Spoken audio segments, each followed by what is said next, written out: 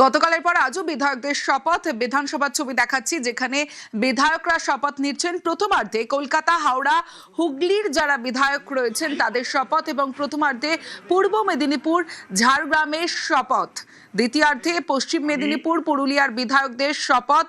দ্বিতীয়ার্ধে বাঁকুড়া, পূর্ব বর্ধমান, পশ্চিম বর্ধমানের বিধায়কদের শপথ। দ্বিতীয়ার্ধে বীরভূমের বিধায়কদেরও শপথ গ্রহণ। আমি শোভনদেব চট্টোপাধ্যায় পশ্চিমবঙ্গ বিধানসভায় সদস্য নির্বাচিত হইয়া ঈশ্বরের নামে শপথ করিতেছি, সত্যনিষ্ঠার সহিত প্রতিজ্ঞা করিতেছি যে বিধি দ্বারা স্থাপিত ভারতের সংবিধানের প্রতি আমি অকৃত্রিম নিষ্ঠা ও আনুগত্য পোষণ করি। এখনো রিয়েলাইজ করিনি যে বিধায়ক বললে আলাদা কি হয়, এখনো এটা রিয়েলাইজ করি। ঠিকভাবেই আমি আমার বিধানসভার জন্য দায়বদ্ধ। সরকার যদি আরো কিছু বেশি দায়িত্ব দেয় তখন দায়িত্ব বাড়বে। আমার বিধানসভায় প্রচুর কাজ, প্রচুর সমস্যা। ওখানে জমা জল, পানীয় জল, অগ্রাধিকার দেবো পানীয় জল আর জমা জল।